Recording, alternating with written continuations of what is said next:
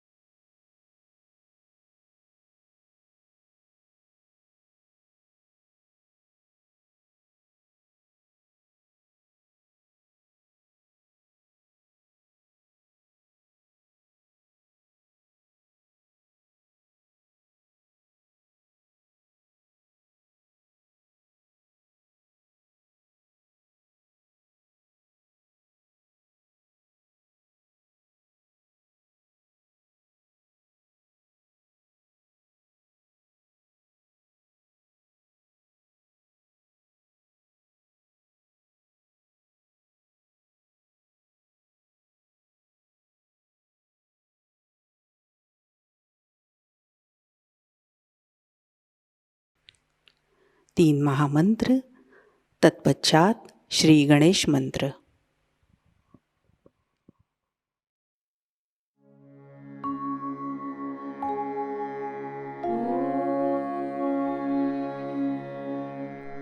त्वमेव साक्षात् श्री महालक्ष्मी महासरस्वती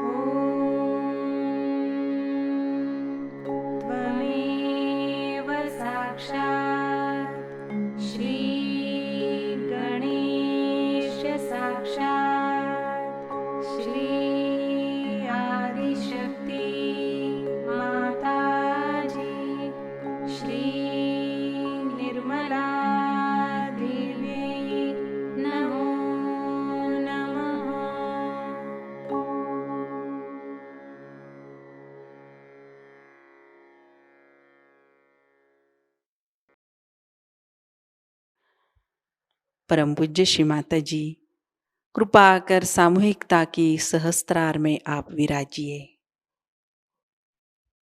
श्री माता जी, हमारा आत्म साक्षात्कार दृढ़ कीजिए।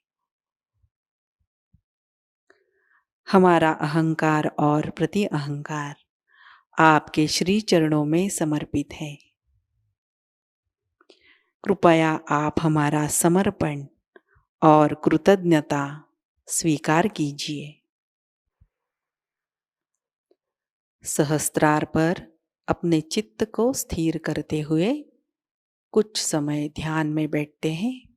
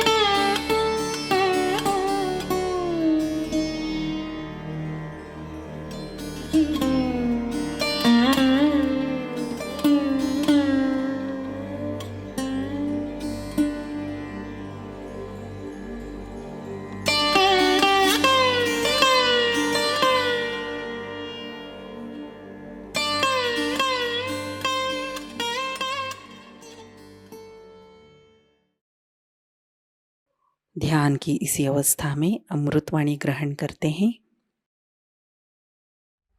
श्री दत्त जयंती है। आज का दिन बहुत बड़ा,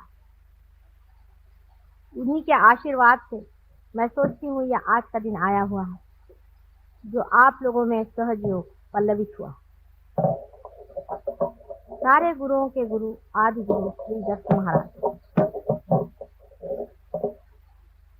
उनका आज महान दिवस, उनको मैं नमस्कार करती हूँ। वे भी मेरे ही गुरु हैं। उन्होंने मुझे अनेक जन्मों में सहयोग पर बहुत कुछ सिखाया है और उसी के फलस्वरूप इस जन्म में भी मैं कुछ कार्य कर सक रही हूँ। गुरु ब्रह्मा गुरु विष्णु गुरुदेवो महेश्वरा, गुरु साक्षात परब्रह्म तस्मै श्री गुरुवे। आद्या शक्ति ने जब सब सृष्टि की रचना की, सारी सृष्टि रचना करने के बाद जैसे एक राजा अपना सारा राज्य फैलाता है और उसके बाद भेष बदल करके इस संसार को देखने आता है, उस तरह आदि शक्ति भी बार बार संसार में अवतरित। लेकिन चाहे शक्ति कितनी भी ऊंची हो, उसे एक मनुष्य गुरु की जरूरत है। मनुष्य का स्थान उस शक्ति से भी ऊंचा। अगर शक्ति को मानव रूप धारणा करनी है तो कभी उसे पिता के स्वरूप, कभी उसे भाई के स्वरूप, कभी उसे बेटे के स्वरूप पाकर ही वो संसार में आई। सर्वप्रथम ऐसा ही समझे कि ब्रह्मा विष्णु महेश तीन देवों से जब सारी सृष्टि की रचना की, उस वक्त इस संसार में फंसे हुए लोगों को बाहर निकालने का विचार आदि शक्ति के मन में आया कि ये तीन तत्व अगर किसी तरह से एक साथ जुट जाएं और उनमें गणेश जी की बालकता, उनकी अबोधिता, उनका इनोसेंस उतर जाए तो हो सकता है कि एक बहुत बड़ा कार्य करने वाले गुरु इनसे निर्माण हो। सती अनुसया के रूप में उनका साक्षात, ये एक ही ऐसी सती संसार में है जिसने ये इंसान को तारण का विचार, एक बहुत बड़ी, ये तीनों बालक अनुसुईया के पास। अनुसुईया का अर्थ यह है जिसमें असूया नहीं, जो किसी से मत्सर नहीं करता, जो सर्वतः प्रेम होता है, उसमें मत्सर आदि, क्रोध आदि ऐसे नगण्य क्षुद्र विचारों का कहाँ से स्थान है। जिसमें कोई भी असूया नहीं, ऐसी अनुसुईया, उसकी परीक्षा लेने ये तीनों भी ऐसा कहा जाता है कि उनके दरवाजे गए और उस वक्त उन्होंने अपने तेज बल, ये तेज बल क्या था? ये यही माँ का प्रेम, अत्यंत दिव्य शक्तिशाली माँ का प्रेम जो उन पर बरस पड़ा और वे छोटे बच्चे हो गए। उन्हीं का एकाकार स्वरूप श्री दत्त महाराज है। एक अजीब सी विभूति है, इसका कि कितना भी वर्णन किया जाए तो कम है और समझाया जाए तो भी समझ से परे। ऐसे त्रिगुणों से भरे हुए श्री दत्त महाराज आदि गुरु के रूप में संसार में आए और उन्होंने अनेक बार इसकी शिक्षा दी कि भव सागर को किस तरह से पार किया जाए। कल मैंने आपसे बताया है कि हम संसार में अनेक धर्म बना करके लड़ाई कर रहे हैं। इसी एक श्री दत्त के अवतार अनेक बार संसार में आए। उनमें से जैसा कि मैंने आपसे कल बताया था, राजा जनक जो कि जानकी जी के पिता थे, वे भी और कोई नहीं थे पर इन्हीं दत्तात्रेय जी के अवतार। उसके बाद मच्छिंद्रनाथ, आपने नाम सुना होगा, वे भी उन्हीं के अवतार। उसके बाद ज़ोरास्टर जो 3 बार संसार में आए, वे भी उन्हीं के अवतार। उसके बाद मोहम्मद शाह जो कि साक्षात उन्हीं के अवतार थे। और जब उनसे बहुत बार पूछा कि भाई तुमसे भी तो पहले कोई आए होंगे, तो उन्होंने कहा कि आए थे, एक मोहम्मद था। फिर उनसे पूछा कि भाई उससे पहले कौन था? कहने एक मोहम्मद था। मोहम्मद माने जो प्रेज होता है, जिसको प्रेज वर्दी, जिसकी प्रेज की जाती है, जो स्तुति पात्र है, वही स्तुति पात्र है जो संसार का तारण करे।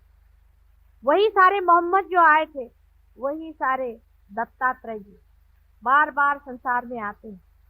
उसके बाद नानक, गुरु नानक, उनकी अगर आप वाणी पढ़ें, उनकी अगर आप बातें पढ़ें तो आपको आश्चर्य है कि उन्होंने हर बार सहज में ही बात करी। उन्होंने कहा कि सहज समाधि लीला। उन्होंने कहा है, काहे रे बन खोजन जाई, सदा निवासी सदा अलेपा तो है संग समाई। पुष्प मध्य जो बास बसत है, मुकुर माही जस छाई। तैसे ही हरि बसई निरंतर, घट ही खोजो भाई। घट ही खोजो, अंदर ही है, अंदर ही उसे प्राप्त करो। हम तो कविता गा रहे हैं, गाना गा रहे हैं, जो उन्होंने हमें डिस्क्रिप्शन दिया था उसे रटे जा रहे हैं। हृदय के ही अंदर बसे हुए इस परम तत्व को खोजने की बात अनादि काल से यह आदि गुरु बार बार जन्म संसार में ले करके और कर। मोहम्मद साहब की जो लड़की थी, कल भी मैंने बताया है, इसके बाद शिया जाति शुरुआत। मुसलमानों में शिया नाम की एक जाति है। शिया शब्द जो है वो शिया से आया। शिया से आया हुआ शब्द शिया हो गया। शिया माने सीता जी। आप अगर यूपी में जाएं तो सीता जी कोई नहीं कहता है, सिया जी सब कहते। सियावर रामचंद्र की जय, सब सिया का नाम लेते हैं। वो स्वयं सीता जी की स्वयं आदि शक्ति। और उनके जो दो बेटे हुए थे, हसन और हुसैन, जिन्होंने कितने ही दुष्टों का नाश किया। उसके बाद तंग आकर के जब वो भी मर गए, उसके बाद दूसरे जन्म में उन्होंने सोचा कि अहिंसा को प्रस्थापित किया जाए। हिंसा से कुछ काम नहीं बना। एक नया एक्सपेरिमेंट करने के लिए उन्होंने बुद्ध और महावीर के रूप में जन्म।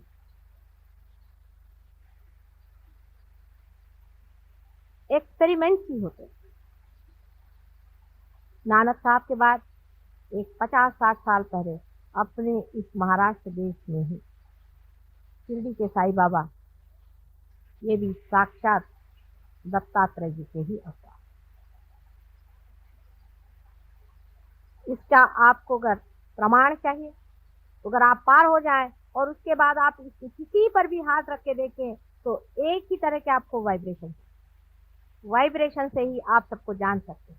जैसे आपके पास आंख होना जरूरी है कि किसी की आप आकृति देखें, उसका रंग देखें, उसी तरह से आपके पास ये वाइब्रेशन आने की जरूरत है जिससे आप संसार के सब गुरुओं को जान सके और जान सके कि कौन सच्चा गुरु है और कौन झूठा, कौन उस आदि गुरु दत्तात्रेय जी के अवतार साक्षात हैं। कहने को तो आजकल हजारों गुरु संसार में आ गए, किसी के कहने से कोई गुरु नहीं और किसी को मान भी लेने से वो गुरु नहीं। गुरु शब्द ही का अर्थ बहुत ही बड़ा, इसको समझ लेना चाहिए। आज इसी पर मैं आपसे बातचीत करना चाहती हूँ कि गुरु कौन और कौन गुरु नहीं। गुरु शब्द का अर्थ ही ये है कि जो हमसे बड़ा है, जो हमसे ऊंचाई पे बैठा हुआ है। जैसे ऊंचाई पे बैठा हुआ पानी अकस्मात नीचे उतर आता है, वो अपनी सतह को ढूंढने के लिए, अपनी सतह पे सबको लाने के लिए हमेशा लालायित है। आप पानी को किसी ऊंचाई पे रख दीजिए, वो चाहेगा कि उसी ऊंचाई पे सबको उठाए। यही गुरु का अर्थ। ऐसा जो नहीं तो गुरु होने हमसे ऊंचा वो हर मामले में होना, एक ही मामले में नहीं। इसलिए आजकल जो गलो गली और रत्तो रस्ती हम लोग गुरुओं को मान रहे हैं, उनको याद रखना चाहिए कि गुरुओं की हजारों पहचान। जो गुरु परम तत्व की बात करते हैं वही साक्षात गुरु हैं। जो परमात्मा की बात करते हैं और परमात्मा ही की ओर आप उठाते हैं वही गुरु हैं। जो लोग आपसे रुपया पैसा लेते वो गुरु हैं। जो अपनी वाणी का रुपया लेते हैं वो गुरु कभी भी नहीं हो सकते, क्योंकि ये वाणी परमात्मा से आई हुई बहुमूल्य चीज है। इसकी कोई भी कीमत आप नहीं दे सकते हैं। जिस दिन आप इसकी कीमत दे सकें, ये परमात्मा की चीज नहीं। आप परमात्मा को बाजार में जाके खरीद नहीं सकते। याद रखिए, आज हम लोग इस तरह के हजारों लोगों के सामने खड़े हैं जो परमात्मा के नाम पर पैसा कमा। इससे बढ़ के अधमता और नीचता संसार में कुछ नहीं। परमात्मा के पांव के ठोकर के बराबर भी संसार का कोई सा भी सामान, कोई सी भी वस्तु, कोई सी भी चीज अगर हो तो उसे हम मान सकते हैं कि हम परमात्मा को देख। जैसे अभी हमारे घर पे कोई साहब आए थे, बड़े भारी महान गुरु अपने को बना करके, और मुझसे कहने लगे कि माता जी आपके तो घर में सब चीजें हैं और आप तो बिल्कुल साधारण गृहिणी जैसे रह रही हैं, तो आप कैसे परमात्मा की बात करें? मैंने तो ये त्यागा, मैंने तो वो त्यागा, मैंने तो ये छोड़ा।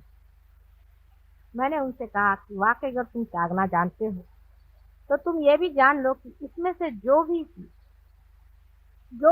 चीज तुम सोचो कि मेरे प्रभु के चरणों के धूल के बराबर भी, उसके कणों के भी बराबर है, तुम उठा के लो, लेकिन तौलना बराबर। इधर उधर देखा उन्होंने, ये वो देखा, उसके बाद तो पका गए। मैंने कहा क्यों, कोई चीज नहीं मिली? नहीं, उसके बराबर तो कोई नहीं है। फिर मैंने कहा उनसे कि तुमने छोड़ा ही क्या बेटे? तुमने क्या छोड़ा जिसका झंडा सुबह शाम घुमा करके और काशाय वस्त्र पहन करके और ये सर में बाल मुड़ा करके और दुनिया भर में चिल्लाते फिर रहे हो? क्या छोड़ा तुमने? यही पत्थर, ये मिट्टी। असल में सहयोग इसीलिए घर गृहस्थी में बैठे हुए साधारण लोगों में ही पड़ा। जो अपने झंडे गाड़ते हैं उनमें कभी भी सहयोग नहीं आता। जो लोग सहज सरल भाव से रहते हैं, परमात्मा के दिए हुए ऐश्वर्य में, उसके आनंद और सुख में सहज से प्रेम पूर्वक रहते हैं, ऐसे ही लोग, ऐसे ही मध्य स्थिति के लोग परमात्मा को पाते। गुरु का मतलब अब आपको समझना चाहिए कि जो लोग काशाय वस्त्र पहन करके पैसा इकट्ठा करते हैं वो लोग कभी भी गुरु नहीं। जिनके पास टूटी हुई साइकिलें थी और आज इम्फाला में घूम रहे हैं वो कभी भी गुरु नहीं हो सकते। जो आदमी परमात्मा को पाया हुआ है वो चाहे जमीन पे सो जाए और चाहे वो महलों में सो जाए, आराम से। इसके लिए जनक राजा का मैं आपको एक उदाहरण, जनक राजा के पास में नचिकेता करके एक बड़ा भारी आर्क गया था। पहले तो वो शंका से व्याकुल था। उसने अपने गुरु से कहा कि ये एक गृहस्थ में है, ये राजा है, इसके यहाँ तुम क्यों जाते हो? इसके आगे तुम क्यों झुकते हो? इसके चरण क्यों छूते हो? ये तो एक गृहस्थी आदमी है। तो उन्होंने उनको कहा कि अच्छा तुम राजा जनक के यहाँ जाओ और उनके यहाँ, आप जानते हैं कि उनको विदेही कहा जाता है, देहाती। नचिकेता जब उनके साथ जाके रहा, उसने देखा कि उनका इतना ऐश्वर्य है, इतना पैसा है, लोग बाग खाना पीना खा रहे हैं, आराम से रह रहे हैं, राजा सब खाना खाते हैं, घूमते हैं फिरते हैं, बाल बच्चे हैं। ये आदमी कैसे हो सकता है परमात्मा को जाने? दूसरे दिन उसने कहा कि मैं तो जा रहा हूँ, अभी इसी वक्त मैं चला जा रहा हूँ, मुझे यहाँ रहने का नहीं। कहा अच्छा चलो पहले नहाने तो चलो, नदी पे नहाने जाए। उनको अपने साथ सरजू नदी पर नहाने ले गए। नदी में नहाते वक्त एकदम से किसी ने आके बताया कि हे राजा तेरे तो घर में आग लगी, रजवाड़े में सारी आग लगी हुई। राजा जनक ने कहा कि लगने दो, अभी तो मैं ध्यान में हूँ। हंस के कहा, जरा घबराए। उसके बाद लोगों ने कहा कि सब तुम्हारे घर वाले भाग गए, आग तुम्हारी तरफ आ रही। तो उन्होंने कहा जाने दो, अभी तो मैं ध्यान में। उसके बाद उन्होंने कहा कि अरे भाई आग यहाँ तक आ गई, तुम्हारे जो बाहर आभूषण और वस्त्र पड़े हैं ये भी चले जाएंगे, वहां जो रक्षक थे वो भी भाग गए। तो ये नचिकेत जो अंदर नहा रहे थे उनके एक दो जो कपड़े बाहर पड़े हुए, वो उन्होंने सोचा अगर ये जल जाए तो मेरा क्या हाल होगा, तो भागे बाहर। उन्होंने अपने कपड़े पकड़े, तो भी ये ध्यान में मत। जब ये लौट के आए, इसको बड़ा आश्चर्य, तो उसने उनसे पूछा कि राजा आपको कोई चिंता नहीं कि आपके कपड़े आदि सब कुछ जल जाते और फिर आप क्या ऐसे ही घूम? तब उन्होंने कहा जो मिथ्या है वो मिटने ही वाला, तो कोई बचाने की जरूरत नहीं, जब तक है रहने दीजिए और नहीं है तो जाने। यही बात है। जो गुरु मिथ्या को मिथ्या नहीं समझते हैं उनके पास आप क्या ढूंढने जा रहे हैं? हमारे ससुराल में एक किस्सा है कि एक बार ऐसा हुआ कि कोई बाराती आए और बारातियों ने कहा कि हमारे ये कुछ आप ऐसी व्यवस्था करें कि हम दही बारात खाएं। बारातियों के जरा नखरे होते हैं। और जाड़े के दिनों में लोगों ने कहा कि भाई इस वक्त दही बड़ा बनाना बहुत मुश्किल है, क्योंकि जाड़े में दही बड़ा शाम के वक्त बनाया नहीं जाता। कब बस हम तो दही बड़ा खाएंगे, अब इसी वक्त लाइए आप दही बड़ा। तो एक बाबा जी वहाँ रहते थे, उनका पता चला, उन्होंने बाबा जी बुलाया कि भाई आप किसी तरह से इंतजाम करो। तो कभी मैं मंगा तो दूंगा, लेकिन उसके बाद मैं रहने वाला नहीं। कहते ठीक है मंगा दीजिए। उन्होंने एक खिड़की बंद कर ली, दूसरी खिड़की बंद कर ली, दरवाजा बंद कर दिया, और उसके बाद कहा कि देखो आ गया आपका दही बड़ा, खाइए। वहां सब दही बड़े आ गए, लोगों ने दही बड़ा खाना शुरू कर दिया, बड़े खुश हुए। बाबा जी भाग, रातों रात बाबा जी जान बचाकर भाग। लोगों को समझ नहीं आया कि बाबा जी क्यों भागे। दूसरे दिन सवेरे वहाँ मांग लोग होते हैं, एक शूद्र जाति होती है जो आती है और खाना वाना सब बटोर कर ले जाए। वो आए और उन्होंने देखा बर्तन वगैरह को, कहने अरे हमारे कुल्हड़ कौन उठा के लाया, फिर तो हमारे कुल्हड़ थे, कौन उठा के लाया। वो जो विवाह था संपन्न तो हुआ था, इससे लड़की विदा हो गई, नहीं तो कोई लड़की को भी विदा नहीं कर। वजह ये थी कि सब लोग बहुत नाराज हो गए, कहने लगे कि ये कौन लेकर के आया। हमारे पूर्वजों में समझ लीजिए हमारे पिता के ही थे, लोग इन सब चीजों में विश्वास ही नहीं करते थे। इसे भानामती कहा जाता था महाराष्ट्र में पहले। ऐसी चीजों में कोई भी विश्वास नहीं करता था कि ऊपर से कुछ चीज चली आ गई और उन्होंने दही बड़े खा लिए। अब क्या परमात्मा को कोई और धंधा नहीं दही बड़े खिलाने के सिवा? आप लोगों को भी सोचना चाहिए कि आप लोगों को दही बड़े खिलाने का ही उनको एक धंधा बचा हुआ। जब आप किसी को इसलिए गुरु बनाते हैं कि वो आपको 200 रुपया पकड़वा देते हैं, मैं कहती हूँ ऐसे ही दाता लोग अगर हैं तो इस देश का इकोनॉमिक प्रॉब्लम ही सॉल्व कर दीजिए, सबको दीजिए। घड़ियां मंगाते हैं स्विट्जरलैंड से बनी हुई, एक भगवान से बनी हुई घड़ी मंगा दें तो मान ले बात। इस चीज को सोच लेना चाहिए कि हम लोग उसी सुप्रीम को पाना चाहते हैं, उसी परम को पाना चाहते हैं। पर आपकी भी तो खोज इन्हीं जड़ वस्तुओं में, इन्हीं पत्थरों में है, इसीलिए आप इन लोगों को गुरु मानते। रुपया भी जाता है, पैसा भी जाता है, जब आपका सब पैसा निकल जाता है तब आप मेरे पास आते हैं। कल ही एक स्त्री आई थी, आपने देखा था किस तरह से नाच रही थी, कूद रही थी। मैंने कहा आप क्यों आई भाई? कहने लगे क्या करें आप तो हम ऐसे हो गए। मैंने कहा अच्छा है, लोग पागल तुम्हें बनाए और पागल खाना मैंने खोल रखा। तुम वहां क्या खोजने गई? क्या नाचने कूदने से परमात्मा मिल सकता है?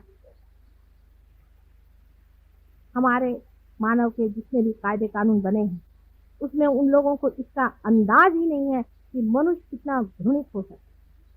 जिन्होंने भी बनाया है बहुत शालीन और अच्छे शुभ लोग थे, उन्होंने उस घृणता को और उस दुष्टता को पहचाना ही नहीं कि मनुष्य अंदर से कितने गंदे कामों में फंसा हुआ। अगर वो लोग जान जाए तो नए कायदे बनाने पड़ेंगे इन लोगों को सबको पकड़ने के लिए।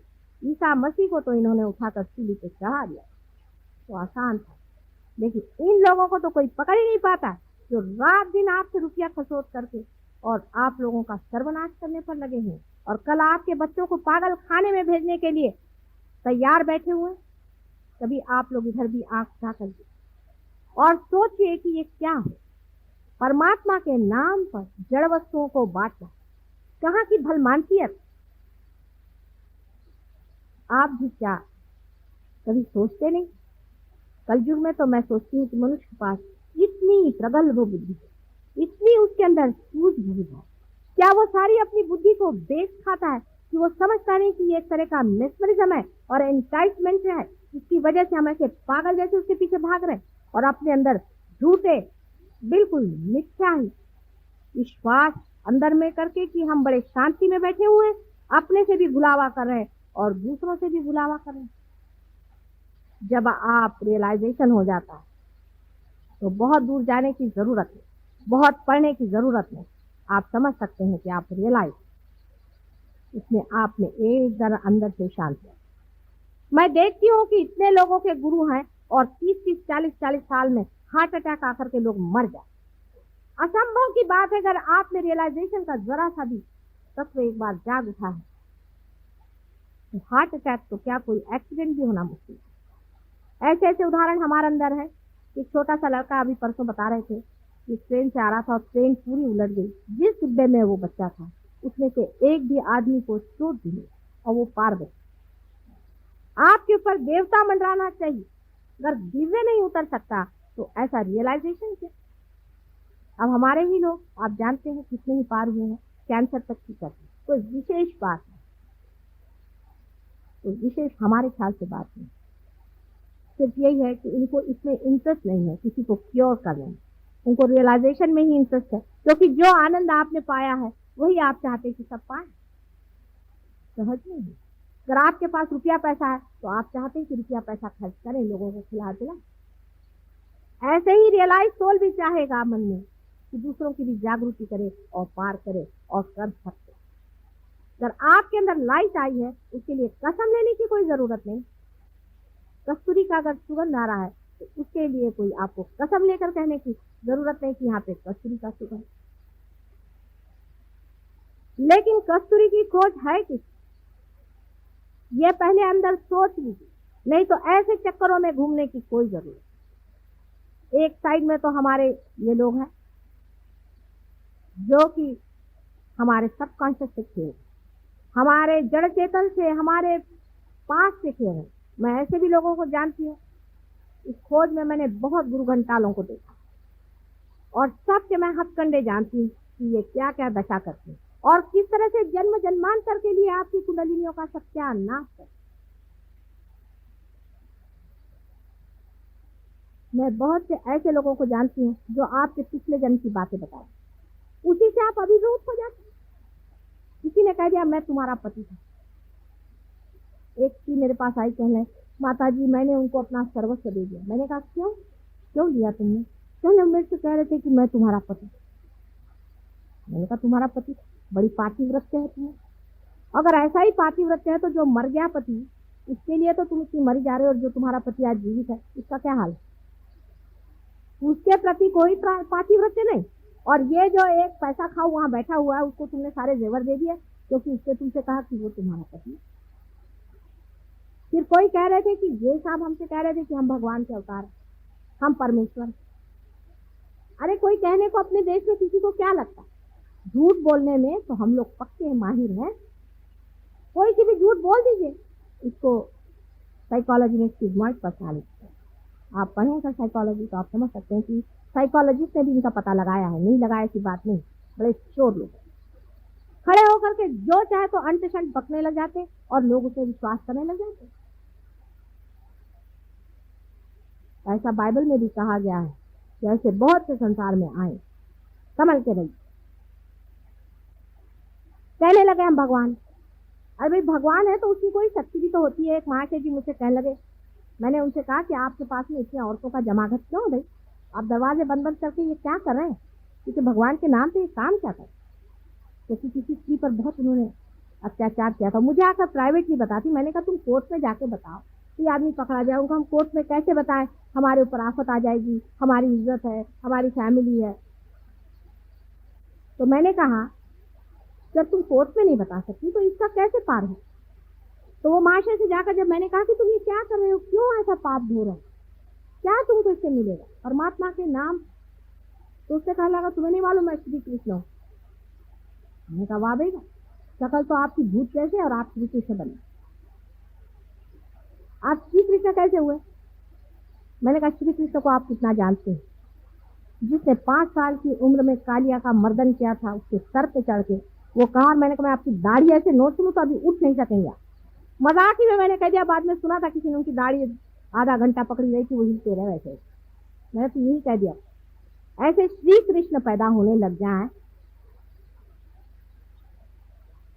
दूसरे साहब कहने लगे कि मैं औरतों को इसलिए नग्न करता हूँ क्योंकि कृष्ण ने औरतों को नग्न किया। बताइए कहाँ की बेवकूफी की बात है। श्री कृष्ण 5 साल की उम्र में बच्चों जैसे उनकी लीला थी, औरतों के साथ में उनको क्या नग्न? और 5 साल का बच्चा, उसने बहुत गहन अर्थ।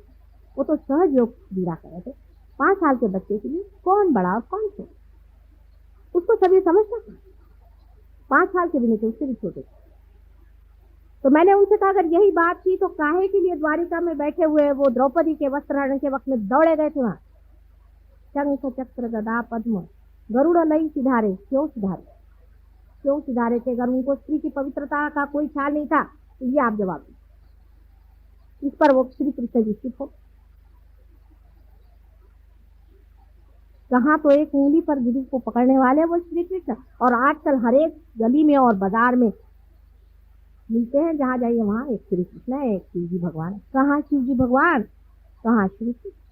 कुछ आपकी बुद्धि बच गई है या नहीं, मुझे कभी कभी बड़ा आश्चर्य, बहुत ही आश्चर्य होता है कि मनुष्य जो कि बुद्धि की इतनी प्रगल्भता में पहुंच गया, जिसको परमात्मा ने सारी ही बुद्धि के आवरण खोल दिए, ऐसे मनुष्य के बुद्धि में धर्म के मामले में इतना पर्दा क्यों? अपने ही देश में नहीं है, इसकी तो बात यह है कि परदेश में भी इस कदर अंधकार।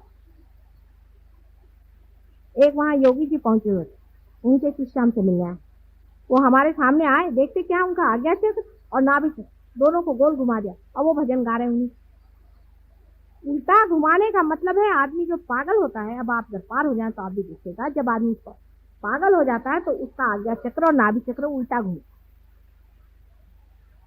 ये सब प्रेत सिद्धता, स्मशान सिद्धता हमारे देश में, भारतवर्ष में पुराने जमाने से चली आई, उसके बारे में हमारे यहाँ कोई जानता नहीं है, ऐसी बात नहीं। लेकिन उसकी और ये जरूर है कि आधुनिक शिक्षण व्यवस्था में उधर ध्यान नहीं, इसको मराठी में भी कहते हैं कि करणी। ये जो देवियां एवियां आती हैं किसी के बदन में और हम लोग उनको कुंकू लगाने जाते हैं, उनके अंदर भूत आते हैं, हमें समझ में क्यों नहीं आता। ये सब प्रेत विद्या और स्मशान विद्या है, इसका भी एक बड़ा भारी साइंस है, उस पर भी मैं कभी चाहे तो बताऊंगी आपको, पर आज दत्त महाराज के चरणों में खड़ी हूँ। इसको भी जान लेना चाहिए, ये सब महामूर्खता के लक्षण हैं जो हम ऐसे दूसरों के हाथों में अपने को बेच। कम से कम अपनी बुद्धि को सही रखें, थोड़ा सा झटक के सोचिए। जब कभी भाषण में आप जाएं तो आप सोचिए कि आदमी बोल क्या रहा है और कर क्या रहा है, इसका बोलना और करना, इसमें अंतर वो कभी भी गुरु हो ही नहीं सकता, इसको आप समझ। अभी हम कहें कि हम ऐसे हैं वैसे हैं और कल हम लपके संसारिक चीजों के पीछे में, तो हम कभी भी वैसे हो नहीं। यानी संसार कोई व्यर्थ की चीज नहीं है, लेकिन साक्षित्व तो कम से कम गुरुओं में आना चाहिए, कम से कम। कुंडलिनी के बारे में भी बहुत से गुरु निकले हैं जिनके बारे में आप मुझे बताना चाहिए। कल भी मैंने बताया था कि भगवान के पास में कोई घड़ी नहीं है कि जो वो कह दे कि 4 बजे मैं तुम्हारी कुंडलिनी जागरूक कर, ये सब भूतों की व्यवस्था। इस पर एक आपको मैं बड़ा अच्छा उदाहरण देती हूँ। डॉक्टर लैंग करके एक बड़ा भारी डॉक्टर लंदन में रहता था, उसने कुछ बहुत शोध किए थे और वो चाहते थे कि लोगों को उससे क्योर किया जाए, लेकिन अकस्मात उनकी एक एक्सीडेंट में मृत्यु हो। इसके कारण वो अपना जो शोध था लोगों को बता नहीं था। तो उन्होंने, जब उनकी मृत्यु हो गई, हम जब मरते हैं तो पूरे नहीं मरते, थोड़ा सा हिस्सा गिर जाता है, बाकी सूक्ष्म शरीर जीवित है। तो उन्होंने इस सूक्ष्म शरीर में यह सोचा कि चलो किसी के अंदर घुस कर ही प्रवेश करके दे। तो एक वियतनाम में एक सोल्जर लड़ रहा था, उसके शरीर में उन्होंने प्रवेश और उससे कहा कि तुम मेरे लड़के के पास चलो और उससे ऐसी ऐसी बात बता। अब ये सोचे कि डॉक्टर लैंग को ऐसा ही करना था, तो अपने लड़के के अंदर क्यों नहीं घुसे, क्योंकि जानते थे कि इसके कुछ परिणाम भी। तो उन्होंने कहा कि अच्छा तुम मेरे लड़के से जाकर सारी बात बताओ और उसको हमारी बात पट जाए। जब ये सोल्जर उस लड़के के पास गया और उसे जाकर बताया तो वो इस बात को मान गया। उसने कहा कि हाँ ये तो सब बातें सिर्फ मेरे पिताजी का, किसी को मालूम नहीं।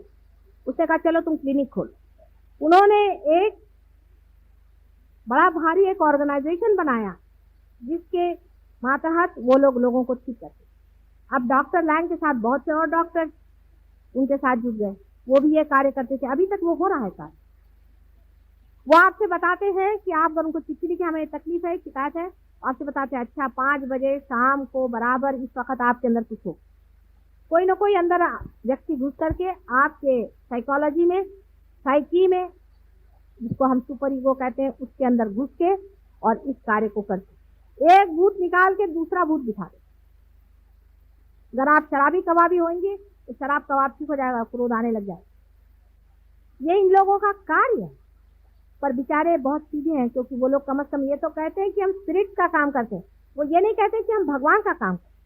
लेकिन अपने देश में तो लोग पक्के भूत नहीं राक्षसों का काम करते हैं और उसको भगवान का नाम लेते हैं। ऐसे लोग अगर किसी को थोड़ा सा ठीक भी कर दें तो उससे क्या फायदा। कुंडलिनी जिससे खराब हो, अपनी माँ पे जहाँ चोट हो, ऐसी जगह जाने की कोई जरूरत नहीं। आज नहीं कल आप लोग जरूर पार हो जाइए, लेकिन गलत रास्ते पे मत जाइए।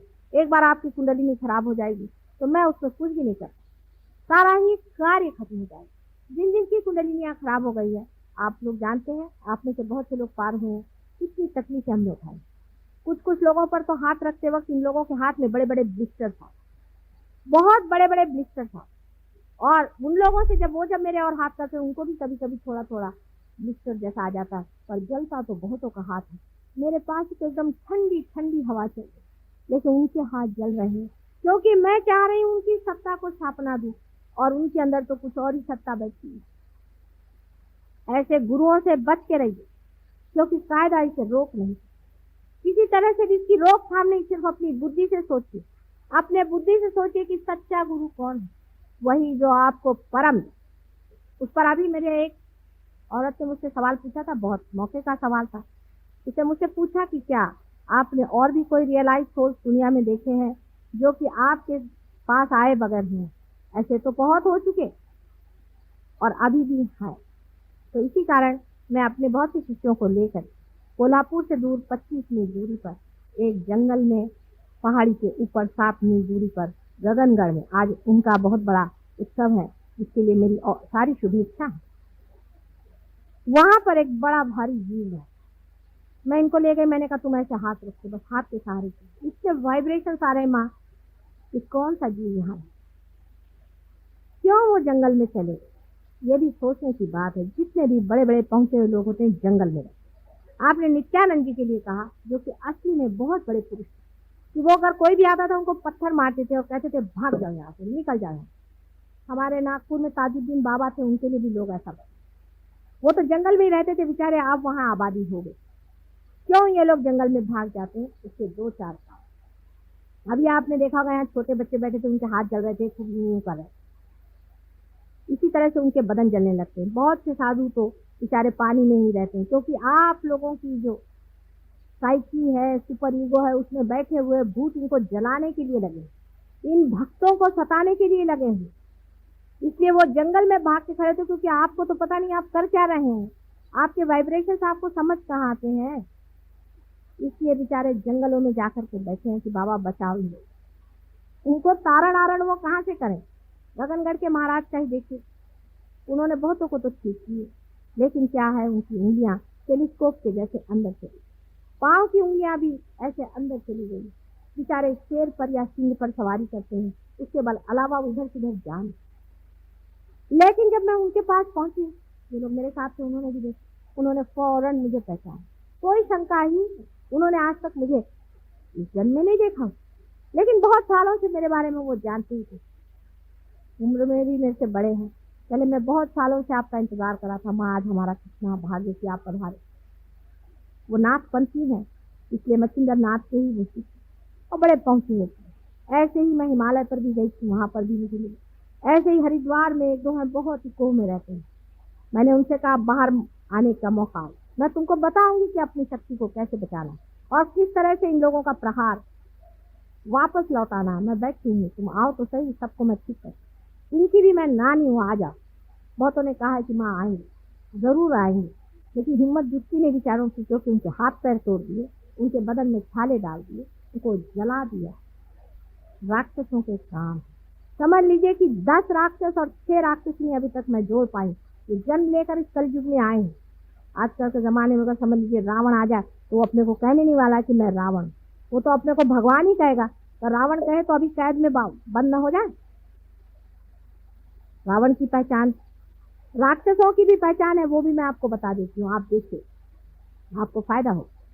जिस आदमी की आंख बिल्ली के जैसे, आप बिल्ली की पहले आंख देखिए, तब आपको समझ में। तो बहुत से लोग बहुत सी चीजें देखते ही नहीं। बिल्ली की आंख जैसे उसके अंदर की पुतली होती है, प्यूपिल होती है, आप देखते देखते एकदम छोटी होते तो गुल हो जाती है, ऐसे ही राक्षसों की आंख होती है। मैं सबको जानती हूँ अच्छे से, हर एक जन्म में मैंने इन लोगों को देखा। इनकी आंख से आप पहचान सकते हैं कि ये लोग राक्षस हैं। उनकी आंख की पुतली एकदम छोटी होकर के गुल है, ये पहचान।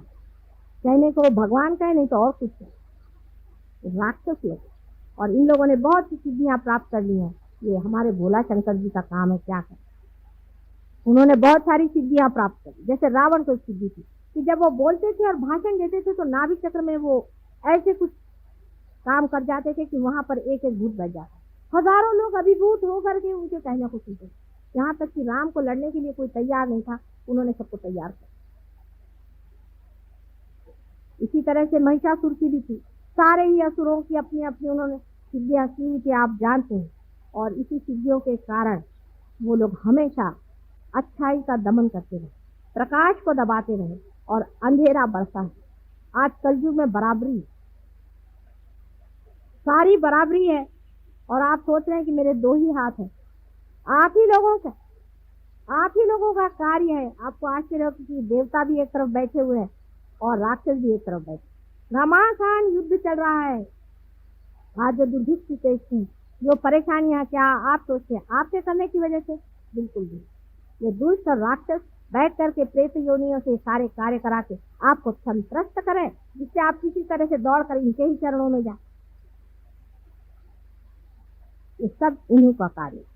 और अगर इन लोगों को हटाना है तो अपने अपने अंदर में जोत जलानी है।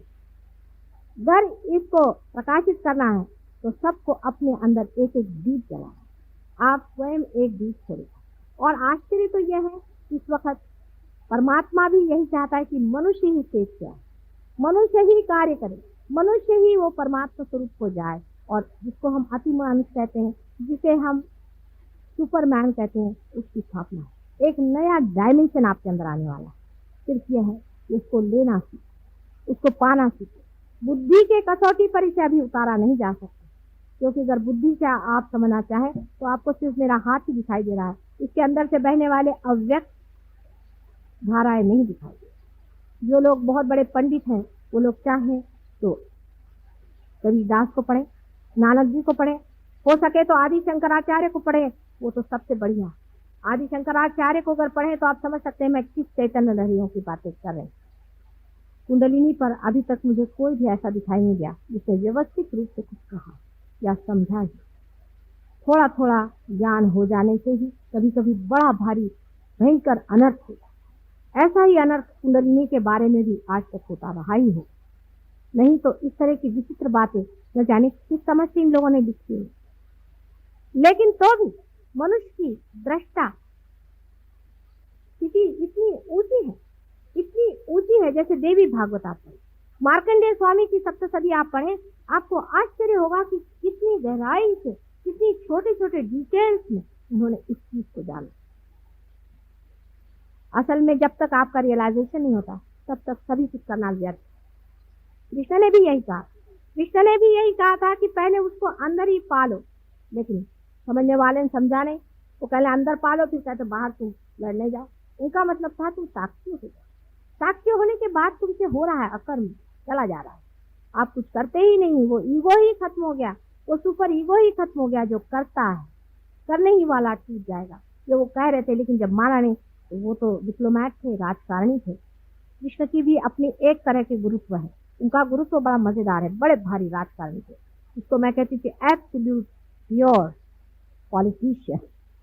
ऐसा बड़ा पॉलिटिशियन था वो, और वो सबको जानता था कि इन महामूर्खों को ठीक करने का यही तरीका। जिस वक्त में कि एक बच्चा है, वो अपने घोड़े को गाड़ी के पीछे बांध करके हाँक रहा है, तो बाप आकर के कहता है चलने दो घोड़ा, ऐसे ही चलने दो, हाँकते रहो पहुंच जाओ। फिर बच्चा जब हार कर सोचता है अरे घोड़ा चल ही नहीं रहा, तब उसको फिर समझ में आता है कि घोड़े को आगे करना चाहिए और तब हार।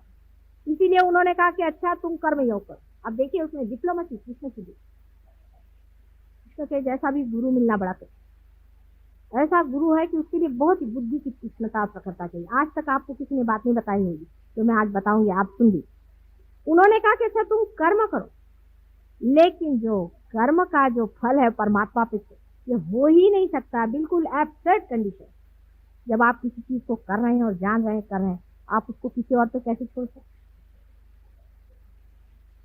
घोड़ा पीछे करके ही हाँकने को कह रहे हैं। दूसरा उन्होंने कहा कि तुम भक्ति करो। देखिए इसमें भी देखिए बड़ा सुंदर है, तुम अनन्य भक्ति करो।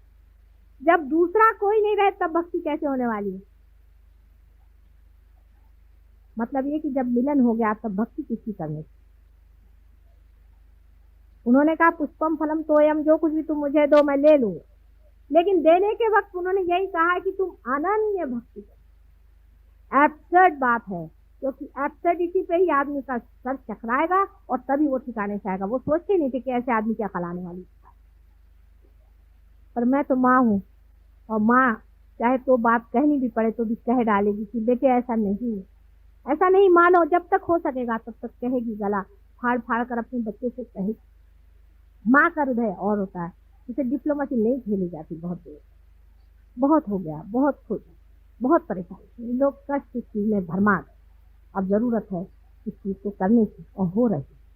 आप लोग भी इस चीज को पा रहे हैं, जिन्होंने पाया है, जिन्होंने जाना है, वो कल भी यहाँ पर प्रोग्राम है, उसमें जरूर आए। जिन्होंने नहीं पाया है वो भी आए। हमारे यहाँ और भी जगह, भारतीय विद्या भवन में हम लोग हमेशा के लिए चाह रहे हैं कि कुछ ऐसी जगह बने जहाँ लोग आते रहें।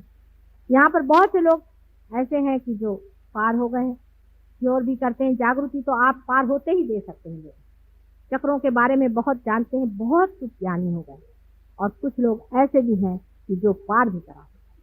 हिंदुस्तान की ये गरिमा है, ये देश हमारी योग भूमि, सारे संसार के देशों से भी ऊंचा अपना देश। इस देश के वाइब्रेशन जो है हाईएस्ट, इसमें कोई शंका नहीं। और सारे ही संसार की रीढ़ की हड्डी ही अपना देश है, और इसी में कुंडलिनी का स्थान है, जो सारे ही संसार को एक दिन ठीक कर सकती है। पर अभी तो सारे ही चक्र हमारे पकड़े। कुंडलिनी की गति ही मुश्किल हो रही है। आप अगर अपने अपने चक्र छुड़ा लें तो हो सकता है कि इसी देश में से ही वो संदेश बाहर जा सके, जिससे कि सारा संसार बदल करके एक दूसरे रास्ते पर आकर खड़ा होगा। यहाँ सत्ययुग का ही आवाहन है, और सत्ययुग भी आने वाला। ये सत्ययुग के आने की बात है, लेकिन अब यह आपकी स्वतंत्रता और आपकी सत्ता पे छोड़ा गया है कि आप चाहें तो इसे ले या संहार किया जाए। ऐसे ही कैंसर जैसे रोग और युद्ध जैसी बातें, ये सब हमारे संसार को खत्म करेगी। अगर आप लोग चाहें तो इसे ले सकते हैं और संसार को उजियारा में डाल सकते हैं, और नहीं तो अंधकार आकर के परमात्मा चाहे हजारों सृष्टियां बना सकता है। एक एक्सपेरिमेंट फेल हो गया, ऐसा ही हो सकेगा। अब यह आखिरी ही कूदना है, इसमें देखना है कितने लोग अपने को लगाते हैं। बहुत बहुत आप सबका धन्यवाद। 3 दिन का सेमिनार बहुत प्रेम पूर्वक हुआ, और बहुत लोगों ने इस प्रेम को स्वीकार किया। इसलिए एक माँ के नाते मैं आप सबका बहुत बहुत धन्यवाद मानती हूँ। वैसे ही हमारे बहुत से बच्चों ने बड़ी रात दिन मेहनत करके और औरों को तारण करने के लिए इतनी मेहनत की है, और इसी तरह से करते रहे। ऐसे ही उनको आशीर्वाद देकर, आप सबको मेरे प्रेम का आशीर्वाद देकर मैं आपको दिया।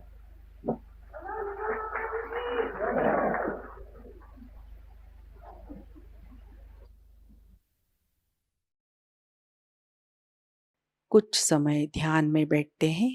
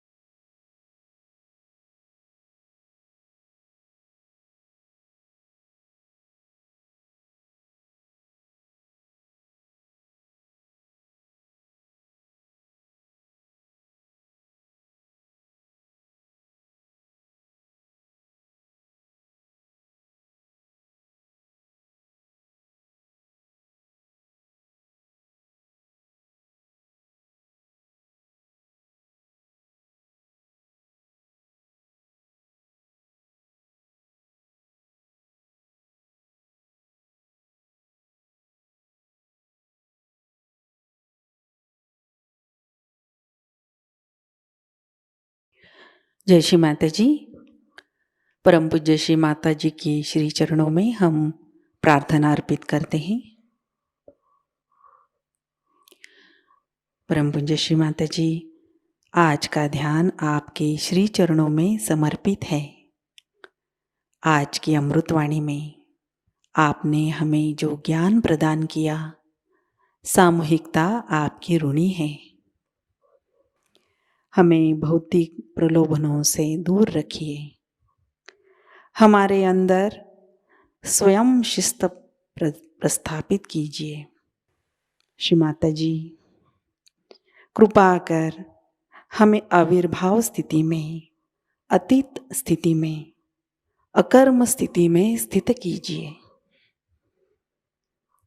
श्री माता जी, हमारे अंदर संपूर्ण विवेक और समर्पण भाव प्रस्थापित कीजिए। परम पूज्य श्री माता जी, आज के ध्यान में अगर हमसे कोई गलती हुई हो, कृपा कर हमें क्षमा कर दीजिए। हमारी प्रार्थनाओं का स्वीकार कीजिए और हमें आशीर्वादित कीजिए। आपके श्री चरणों पर कोटि कोटि प्रणाम, अनंत कोटि प्रणाम।